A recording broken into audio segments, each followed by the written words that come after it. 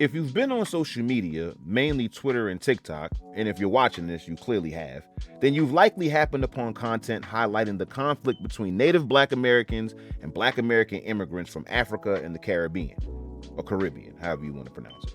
Something that has been aptly named the Diaspora Wars. Now, if you haven't heard of it, it's essentially the two groups differentiating and delineating themselves from one another for various ethnic, social, political, economic, and cultural reasons. This content often comes in the form of online debates, insults, memes, and the creation of socio-political groups such as the Foundational Black Americans, or FBA, or ADOS, or American Descendants of Slaves. As someone who naturally just wants to know the origins of things, I decided to learn the history of the relationship between Native Black Americans and Black immigrants. While you may think that this conflict is a new phenomenon among Black people in the 21st century, this relationship actually dates back to the 18th century in this country and even further back. However, for the sake of this video, we're going to focus on the late 19th century and early 20th century, since this was the period where the highest amount of Black immigration took place. So while I was doing research for this video, I happened upon this study right here by a man named Oswald Warner. And he says this: they have arrived so rapidly in what is often called the first wave of Caribbean migration to the U.S. that the rate of growth of the foreign-born Black population vastly outpaced the rate of growth of the native-born Black, the native-born white, and the foreign-born white populations. While the second wave of Caribbean migration began in the 1930s, but in reality, it's more considered a stream. The third wave, which began in the 1960s, has assumed hurricane wave proportions and continues to this day. One of the immediate differences between Black immigrants and Black Americans were race classifications. Back on their homelands, Black immigrants, particularly Caribbean, paid more attention to pigment and racial makeup than Americans did. While American race identification eventually became more binary, where quarter and half Black Americans were just considered Black, the Caribbean and Africans acknowledged mixed race and mulattoes as their own classification. This doesn't mean that racism and discrimination didn't exist in their homeland, it just denotes a higher level of nuance when it comes to race. As Afro-Caribbeans and Africans gained economic, social, and some political advances in their homeland, their racial identity became less and less synonymous with social inferiority. Bringing that attitude with them, Black immigrants were shocked to see how segregation, discrimination, and racism operated in the United States. Not only were they politically underrepresented, they went from being the majority of a population to a minority of a minority's population. To a deep degree, this was their introduction to American Blackness. In Warner's study, he cites an instance of this revelation by saying, quote, "The experience of this painful awareness is exemplified by one Mr. E, a Jamaican participant in Foner's New York study, where he revealed that, I wasn't aware of my color until I got here, honestly. Naturally, this level of misunderstanding led to intraracial conflict between Black Americans and their immigrant counterparts. Black immigrants to a large degree began to distance themselves from Black Americans in order to gain social, economic, and political favors from the dominant society." Warner chimes in on this by saying, quote, "Here, early first-generation Afro-Caribbean immigrants feared that identification and interaction with Black Americans would lead to status reduction and redound, as well into diminished socioeconomic returns. In like fashion, Black Americans were not always willing to incorporate these Afro-Caribbean Aravistas into their life world. In response, white Americans, specifically European immigrants, understood and used this distancing to their advantage. While many white Americans treated or mistreated Black people in America the same way regardless of ethnicity, European immigrants would view and treat Black immigrants better than their Black American counterparts, often hiring them at explicit expense of Black Americans as well. According to Warner, we find that an external circumstantial factor where the process of ethnicity racialization was interracial, or an external to group process was whites, especially white employers' favorable opinion and treatment of early first-generation Afro-Caribbean immigrants over Black Americans. In the event a Black immigrant did get a job over a native Black American, they would routinely seek out other Black immigrants to funnel into the workplace. According to Warner's study, Black Americans in New York City complained that they found it difficult to secure work because these early first-generation Afro-Caribbean immigrants were very clannish, and when they got jobs, they brought in many more of their fellow country folk. Since white Americans couldn't tell the difference between black immigrants and black Americans from a distance, black immigrants chose to do their best in visually and audibly separating themselves as well. The study explains this by saying, quote, "In order to racialize ethnicity in public space, more well-to-do early first-generation Afro-Caribbean male immigrants' attire consisted of white shoes, flannel trousers, and linen shirts. Others were very deliberate in speaking loudly in their native brogue or accent, with the expectation that they would be treated better by whites once it was understood that they were not black Americans. Seen as putting on airs with the exaggerated British accent, in retaliation, black Americans used public ridicule in public spaces to take charge of the racialization process conducted by these black strangers and simultaneously to rebuff their racialization. In derision of things foreign, and since Africa was foreign to them, these early first-generation Afro-Caribbean immigrants, men and women alike, were called banana eaters and monkey chasers." Now, you may be thinking this was a cruel way to treat people that are a part of your race, but it needs to be acknowledged that this was largely in response to the way black immigrants were able to associate and disassociate themselves from black Americans whenever they saw fit. Warner's study expounds on this by saying, quote, "However, most West Indians are black, phenotypically speaking, and they readily embrace this identity. This racial identity is not secondary to ethnicity. Instead, West Indians shift between these two identities, sometimes emphasizing ethnicity and at other times, race. They emphasize ethnicity when they talk about 1, their achievements in America, 2, behavior, and 3, values. In instances such as these, they often sound anti-black American. However, when West Indians discuss situations that could be construed as racial, that is, where their physical appearance is important, they often sound pro-black American. Relevant instances include 1, discussions of how they perceive whites, 2, their experiences with whites, and 3, discussions about politics, the police, and the media.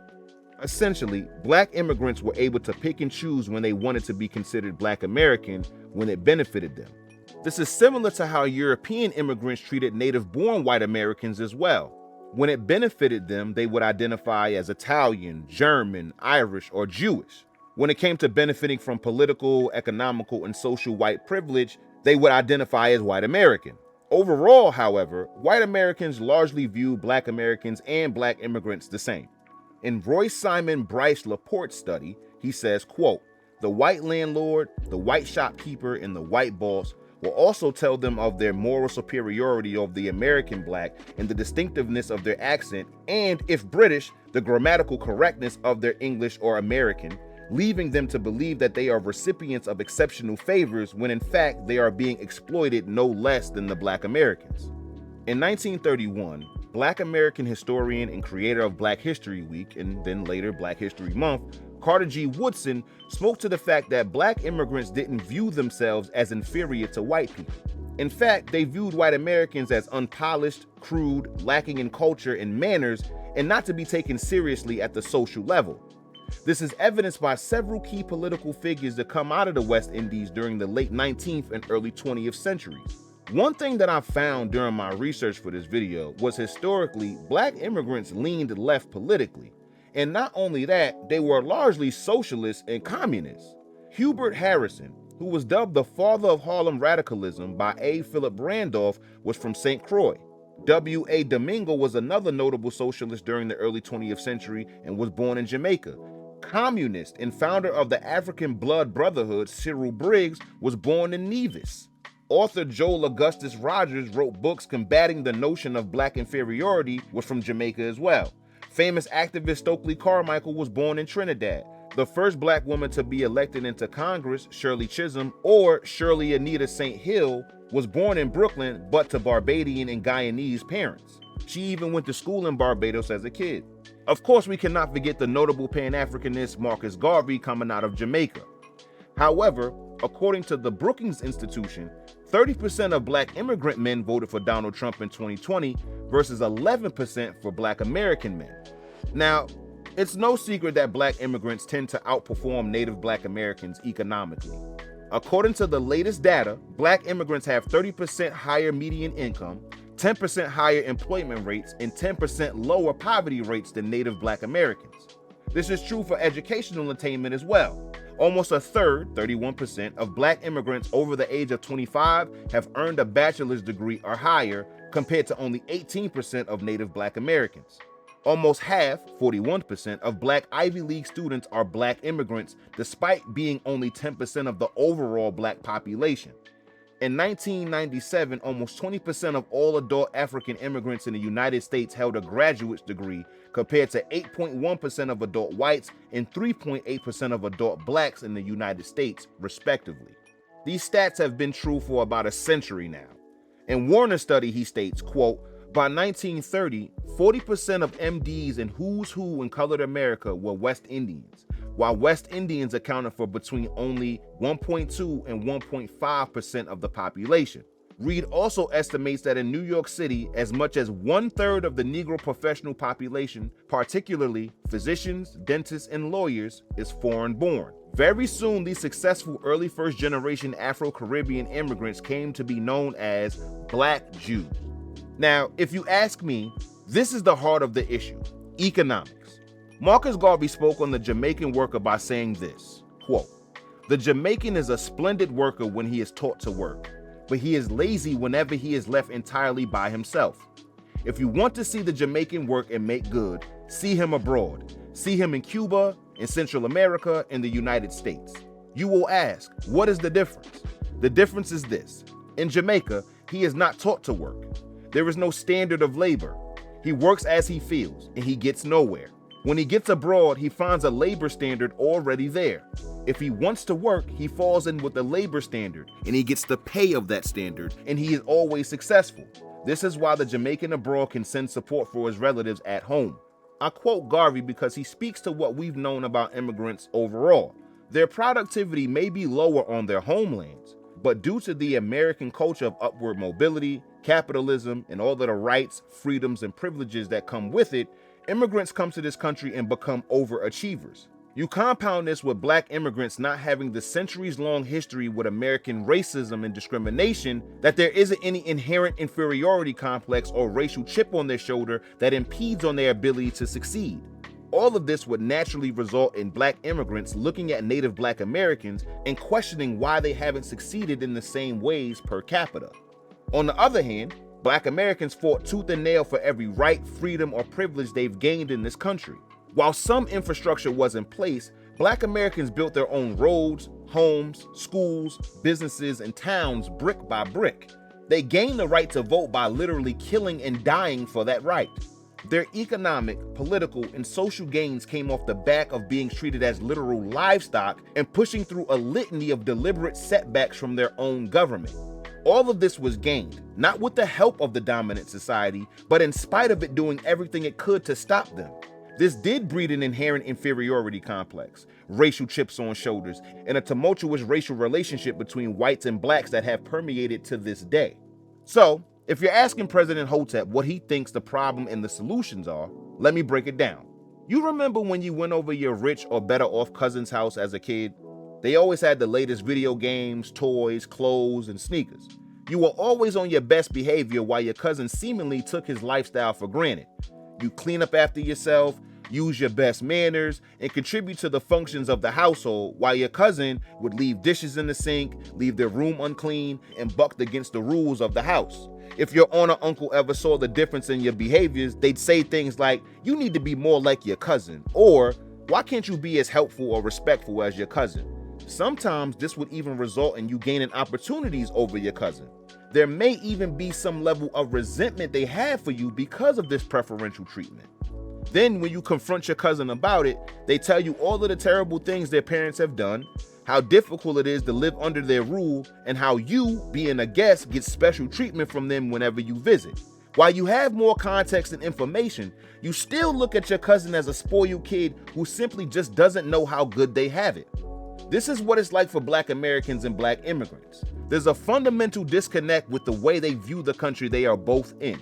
Black immigrants come to this country from places that don't have clean running water or consistent electricity.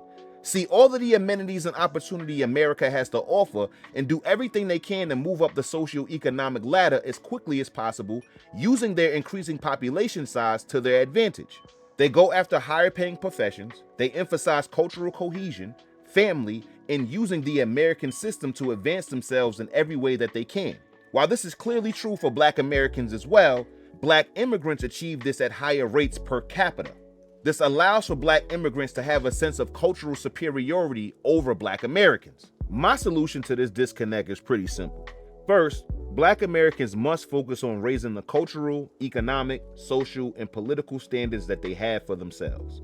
Doubling down on higher paying degrees and certifications, emphasizing two-parent households and an actual cooperative community, promoting ownership and applying group economics, using politics instead of being used by politics, voting and lobbying for self-interest, showcasing natural talents and high aptitude on the world stage, and having that be the main characteristics of what Black American culture is. Disassociating from the crime, degeneracy, and overall self-destruction that has permeated in the Black American communities for far too long. The elephant in the room is that mainstream Black American culture, especially from the outside looking in, has become synonymous with degeneracy and social decay. The people that are platformed, the behaviors that are championed, the goods and services that are purchased, and sometimes even the social and political causes that are backed have largely done the Black American community a disservice. This has amalgamated into a steep decline in the productivity of Black America overall.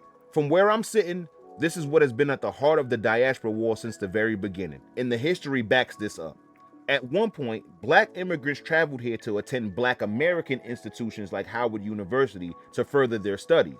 I actually found this video of Black immigrant Howard students in 1945. Check it out.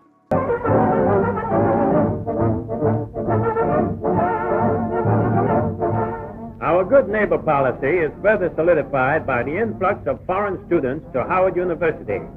They come from Africa, the Caribbean, and elsewhere. Represented here is a group of students from all over the world who have come to study at Howard University. In that group, we have 6 Liberian government students who have come under arrangements with the Cultural Relations Bureau of the United States State Department. They are to study in engineering and other courses and return to Africa. We also have a student from Freetown, Sierra Leone. We have students from Panama, British Guiana, and other countries in the Caribbean and the West Indies, and we have also some students from the Bahamas. The students are, for the greater part, in the College of Liberal Arts. Eventually they will get into the professional schools, and a few years from then they will turn out to be doctors, engineers, dentists, town planners, and they all have strong intentions of returning to their homeland. As you can see, these students had the utmost respect for the institution and couldn't wait to bring their education back to their homelands. They had a reverence for Black American culture because of what we emphasized, promoted, and championed. They happily assimilated into Black American culture when it was objectively advantageous to do so. You may not like this, but this is exactly what European immigrants did. They maintained their ethnic pride while also identifying as white American and adhering to the laws of the land. The conflicts that were taking place back then were more economic than cultural. While there was some cultural animosity, it was largely fueled by the economic competition between the two groups, talking down on another's culture to gain economic opportunity or to cope with the lack thereof. The issues were there, but it wasn't as serious as more recent times. The cultural conflict began to worsen after the welfare state of the 1960s was ushered in. Due to several factors like higher rates of employment, education, and then laws outright prohibiting access, Black immigrants had much lower rates of being on welfare. Ironically, this aided Black immigrants in continuing their pursuit of high employment and education because they weren't incentivized by the federal government to remain poor to receive those welfare benefits like Black Americans were. This trend went on for decades up until recent years. I personally know of Black immigrants my age whose parents advised them to stay away from Black Americans or Yankees when we were kids in the late 80s, 90s, and early 2000s. Let me know in the comments if your parents or your friends' parents said the same. They didn't want their Caribbean or African children to be influenced by Black American gangster rap and the lifestyle behaviors associated with it. Since gangster rap was the most popular genre of music among Black American youth, it's not hard to see how or why they could come to that conclusion, and you couldn't blame them if you're being a reasonable adult either. I also completely understand how Black Americans view this as well. There are many Black immigrants who come to America and treat Black Americans as if they don't have any culture at all. They view Black Americans as utterly useless and disrespect all of the work and sacrifice that even made it possible for them to thrive in this country. If it wasn't for the Civil Rights Movement, the Immigration and Nationality Act of 1965, which allowed Black immigrants to be recognized as American citizens, would not have happened. While I think there are some tenets of socialism and communism that can be used for good on communal levels, I don't agree with that being a political prescription for Black American advancement as a whole, and I think it's interesting that so many Black immigrants were socialists and communists. No, seriously, why did the Communist Party actively seek out Black immigrants? Give me some answers in the comments below. Seriously. Overall, I definitely think there should always be a level of respect on Black Americans. However, in the words of rapper Mano, you don't win today's games off yesterday's points. Racism exists. It will always exist. That goes for sexism, ableism, ageism, and any other ism or phobia you can possibly think of. Despite this, we are quite literally in the most progressive era of human history, period, full stop. There are going to be Black immigrants that will never respect Black American culture no matter what. And those people, just like any other race of people who feel the same way, do not matter. However, there are Black immigrants who respect Black American culture, the rich history it holds, and what it's done for them in this country. Those are the people Black Americans should be focusing on. The people that want to unite under the banners of American advancement. I've said time and time again that I believe the diaspora war is a complete waste of time, but I could understand why it's going on. Especially when you factor in this latest fight for reparations for the victims and descendants of victims of slavery, Jim Crow laws, and other discriminatory practices by the United States government. The focus should always be on the solutions, not the problems. If Black Americans and Black immigrants were able to manage all of the solutions I laid out in 1925, 1935, 1945, and 1955, there's absolutely no reason for it to be impossible in 2025.